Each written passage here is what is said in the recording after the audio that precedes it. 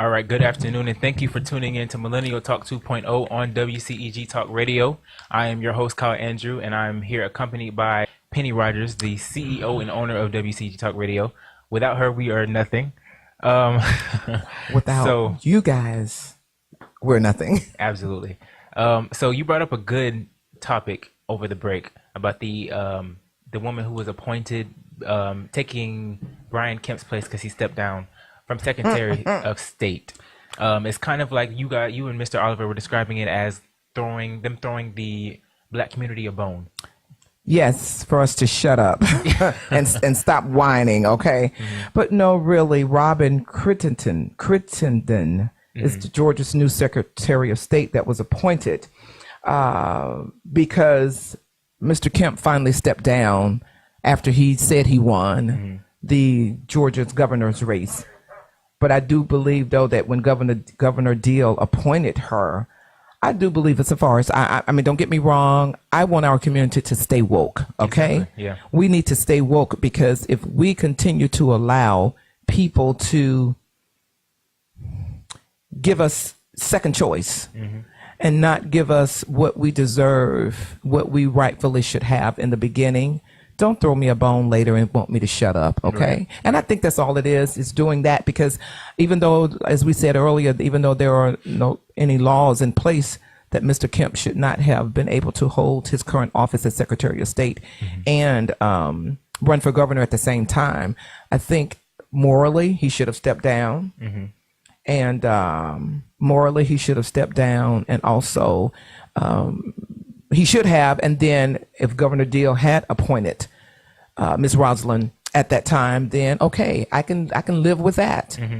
But why are you standing with Mr. Kemp, giving him the okay to do this, to claim victory, and then gonna throw this bone at us?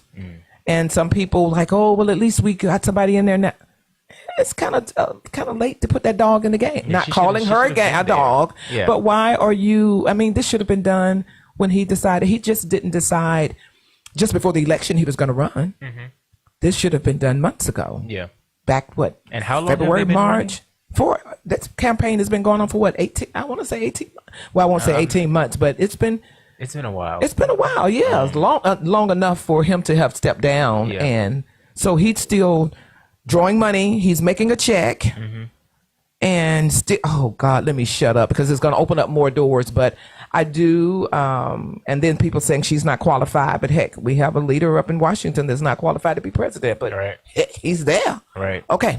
So I do think though that I will wish her well, but to bring her in at this late in the game, I do think I think something is wrong with that picture. Yeah. And like I said during the break, I hope that they don't set her up to fail. And then we compared her to Trump and saying that Trump was not qualified either. But then again, I feel like they're going to police her harder and surveil her much closer than they would Trump. And holding her to a higher standard too as well. And that's that's what happens to us. And when I say us, I mean people of color, because even just looking when I was growing up and when I was coming up in corporate America in school and in my early days, anytime we were last hired, first fired, we had to be twice as good as our white counterparts, and they were given positions over us. We trained them for the job, and then they end up being our supervisors and managers and over us. And I just think it's something wrong with this picture in America where you will continue to hold blacks back, people of color back, and hold us to a higher standard. And then too, sometimes the reverse can happen even in our own community. We will hold each other to a higher standard than we will for someone else in the fight too as well. So I think it works both ways on both ends. We should be fair to each other and with other people. But I think though that America in general, even other parts of the world, just because of the way that white America has portrayed black people, we still get the short end of the deal, even in other countries, not just here in the U.S. Yeah. Yes. All right. So I want to talk about the caravan for a minute. This is something that I've been paying close attention to in the news. There are migrants on the trail to America. I don't know from which part. I think they're coming from Guatemala. Yes, Central America, Central America, coming from there, trying to get to the border. Right. And there are, I don't, you know the exact number of them that there are? Oh gosh. Because I know like count. 5,000 troops have been sent to meet them, and they're not even close yet. Right, and that's what I can't understand. What's wrong with the country? What's wrong with us? And essentially, they've been taxed to shoot to kill. That's my knowledge, and it's mostly women and children. So I don't know. This is not going to end well when they get into contact.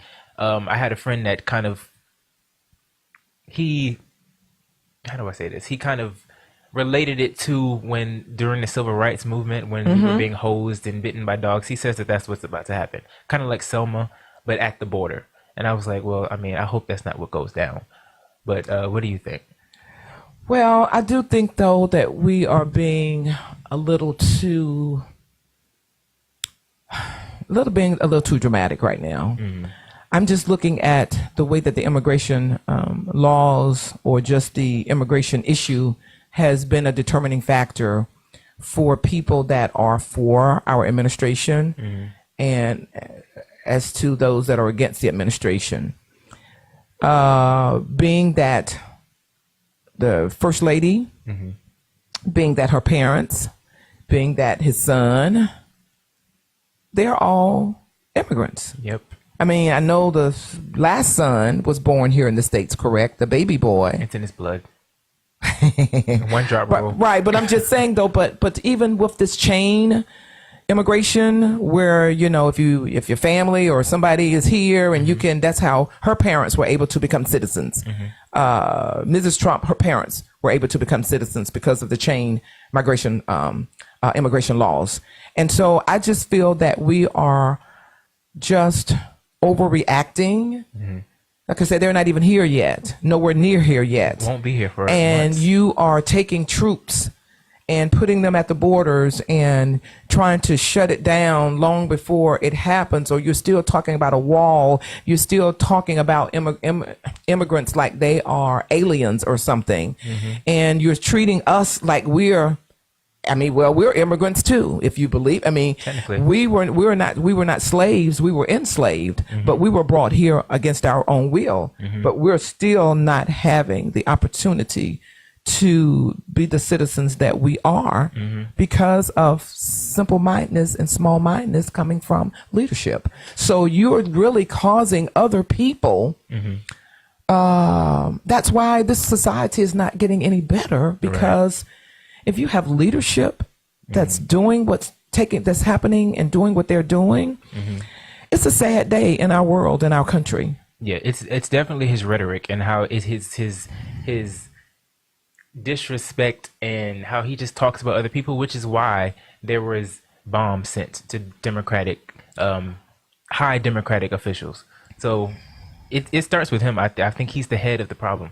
But just the hate crimes itself has just been on the rise, and not that it ever stopped, and not just because he's in office, but when you have a leader that is trying to turn people against each other, you're calling right-wing, Nazi, whatever the names are that are out here, you're calling, it's good people on both sides.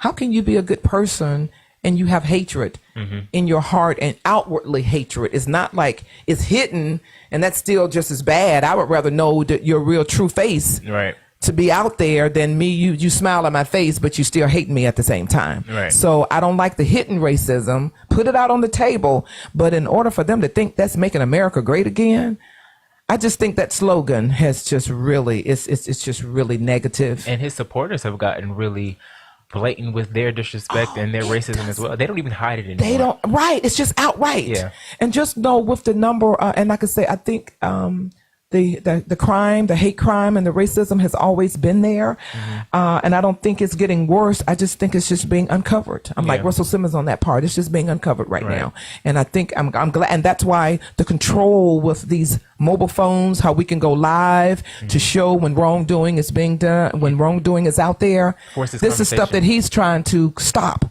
He wants to put it out there, and then that, like being a communist or something, when you want to dictate what people can watch and look and say and do and be, and I think that's leading us in the wrong direction. That and as we were talking earlier, I think that's why we really need to, I'm glad that we only have so many terms that a person can serve, because I don't think I could live with this the rest of my days. I don't know how much long God intends on me going to have me here, but I do not want to live in another. I couldn't go through another 4 years. I can barely make these next 2 years. Yeah, I will say that I'm very excited to see how the next 2 years in that election plays out. Going back to what you said about hidden racism, growing up, there was a lot of discourse about race, and when we had it, I was under the impression that it was back then and that it was over. But growing up, and I think it started for me with Trayvon. I didn't really understand. Oh, wow. People were trying to say, "Oh, that's racist," and I'm like, I didn't understand it, so I ignored it. And it kept happening. How old were you when Trayvon? How long has that been? What year was that? Has it been 3-4 years or something? How long has it been since Trayvon Martin? Let me look it up real quick. He died in 2012, so I was a senior in high school. Okay. Just struggling to understand, but it kept happening with Michael Bland and all of the other names. So then I kind of forced myself to pay attention, and I realized that racism was not gone completely. It was just kind of being hidden and suppressed. But now we have something happened with my mic. Okay, just keep talking. Now we have a leader who allows. Oh, there it is. It's okay. Yeah. Now we have a leader who allows just anybody to do anything and say anything. So I think that goes a long way. So